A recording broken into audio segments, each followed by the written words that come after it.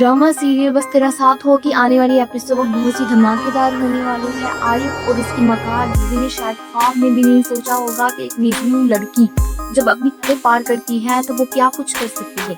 जी हाँ, drama serial बस तेरा साथ हो एक ऐसे खतरनाक मोड़ पर आ चुका है जिसका किसी को अंदाजा नहीं था। अंसा जो अब तक अनस की ढाल बनी हुई थी, इसने अब पलट कर वो पहला वार किया है जिसने पूरे ड्रामे का रुख ही बदल कर रख दिया है।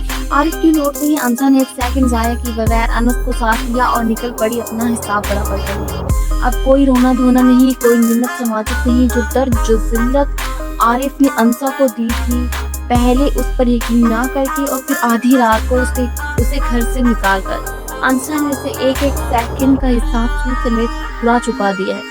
आरिफ को उसकी औकात याद दिलाकर उसे पुलिस की धमकी दी है, लेकिन खेल ही खत्म नहीं हुआ। असल ड्रामा तो तब शुरू हुआ जब अंसा ने अपनी मकार भाभी के किरदार पर हाथ डाला। अब तक खुद को इस घर की मलिका समझ रही थी, आज अंसा इसके चेहरे की सारी चमक उड़ा कर रख दी। इसने खुल्लम खुल्ला धमकी दे दी, आज के बाद अगर तुमने मुझे अपने ही घर आने से रोका या कोई भी चाल चलने की कोशिश की तो याद रखना तुम्हारा हश्र बुरा कर दूंगी और पुलिस के हवाले करने में एक सेकंड नहीं लगाऊंगी। अंसा का ये बदला हुआ रूप देखकर भाभी की पोती बंद हो चुकी है और ताईजान का पूरा खानदान अब खौफ से काम पर है। लेकिन अब उठता है इस कहानी का सबसे बड़ा और सनसनीखेज सवाल।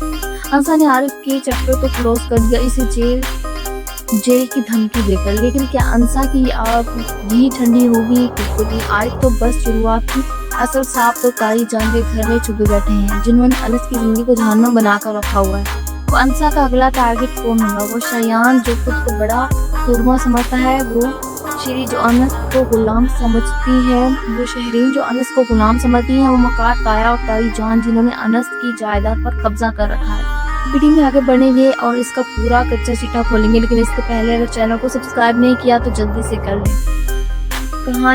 कहानी में ट्विस्ट आता है जब अंसा और अनस यूनिवर्सिटी में पहुंचते हैं। वहां अंसा को चचा की कॉल आती है। चचा फोन उठाते ही कहते हैं, अंसा तुम्हारा वो बेगैरत भाई और तुम्हारी भाभी वापस आ चुकी है। अब वक्त आ गया है कि तुम इनसे अपना हिसाब बराबर करो, क्योंकि अगर आज तुमने इनके सामना नहीं किया तो वो कल को तुम्हारा हिस्सा भी हड़प कर जाएंगे और तुम्हारे लिए कुछ नहीं छोड़ेंगे। खुशकिस्मती से तुम्हारा शौहर अब तुम्हारे साथ है, इसलिए अब देर मत करो और डरने की बिल्कुल जरूरत नहीं है। जो तुम्हें बेहतर लगता है वो करो। चचा की बात सुनकर अंसा का फोन उठता है। वो फोन बंद करती है और अनस से कहती है कि मेरे साथ चलो। अनस हैरत से पूछते हैं, अंसा हम कहाँ जा रहे हैं?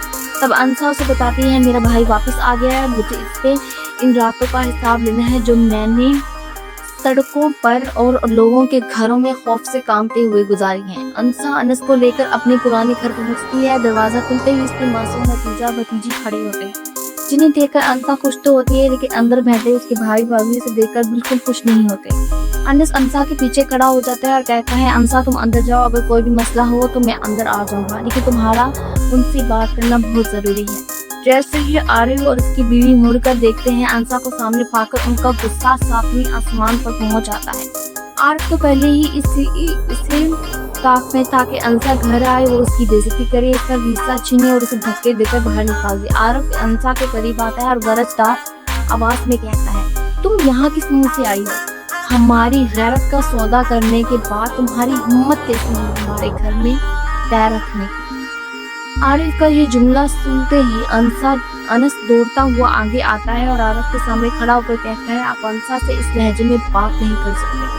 आरिफ गुस्से से पागल होकर कहता है, तुम कौन होते हो बोलने वाले? मैं अपनी बहन से बात कर रहा हूँ, इस बदतमीज औरत से जिसने हमारी इज्जत बेची और अब मेरे ही घर में खड़ी होकर मुझसे जुबान लड़ा रही है। अंसा, अगर तुम ये सोच कर आई हो कि मैं तुम्हें माफ कर दूंगा तो ये तुम्हारी भूल है।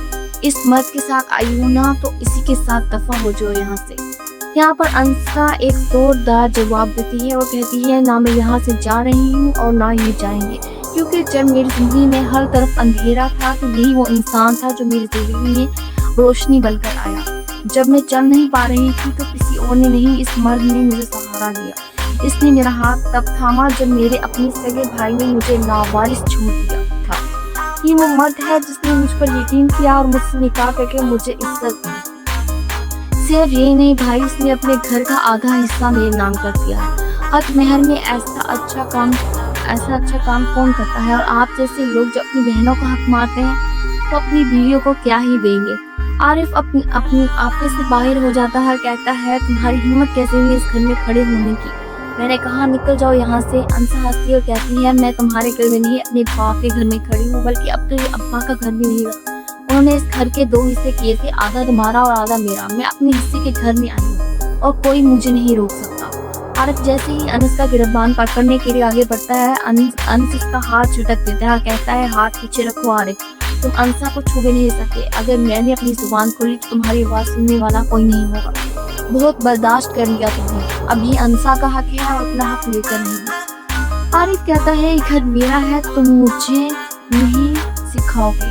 इसलिए मैं पुलिस की धमकी देती है। अंसा पहले ही पुलिस को इन्फॉर्म कर देती है। पुलिस आरिफ को धमकी देती है और कहती है आपको अपनी बहन का हक मारने के लिए गिरफ्तार किया जा सकता है। आरिफ मिनटों पर उतर आता है, अंसा मुझे माफ कर दो, मैं जेल नहीं जाना चाहता। लेकिन अंसा यहाँ उसको सिर्फ डराना चाहती होती है, बल्कि वो उसे धमकी देती है कि दोबारा मुझसे जुबान मत लड़ाना और मुझे ये मत कहना कि मैं तुम्हारे घर में खड़ी हूँ।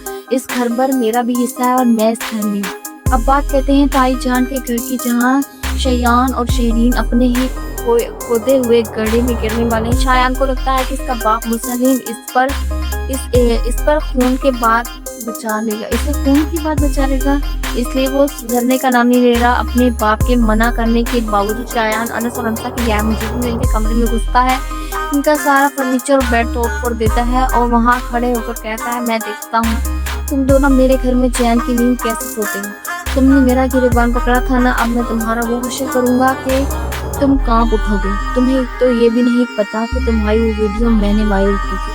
जब पता चलेगा तो पैरों तले जमीन निकल जाएगी। यानी शयान खुद अपने लिए गड़ा खोद रहा है। दूसरी तरफ शहरीन भी अपने बाप मुरसलीन की बातों को नजरअंदाज करके फहाम कुरैशी की जान में फंसती जा रही है। वो फहाम कुरैशी को फोन करती है, पूछती है कि फहाम सच बताओ तुम्हारा पिता जलाल की भतीजी के साथ क्या रिश्ता है, मुझसे झूठ मत बोलना। फहाम कुरैशी तो बड़ा शातिर खिलाड़ी है, उल्टा उस लड़की को साइको साबित कर देता है। कहता है शहरीन वो लड़की तो पागल थी, मेरे पीछे पड़ी हुई थी, मैंने तो बस 1-2 बार बात कर ली, वो मुझ पर शादी का प्रेशर डालने लगी। तुम तो जानती हो कि मैं कितना हैंडसम और अमीर हूँ, लड़कियां तो मरती हैं मुझ पर, लेकिन मेरी कसम तो सिर्फ शहरीन मुरसलीन। जब मैंने मना किया तो उसने अफवाह डाली। करीम उस मुमताज फहाम की बातों में आ जाती है, अपने बाप की बताई हुई सच्चाई को छुपाकर फहाम पर दिलारा यकीन कर देती है। देखिए भाई शहरीन के लिए कुदरत ने एक अलग ही सजा रखी है।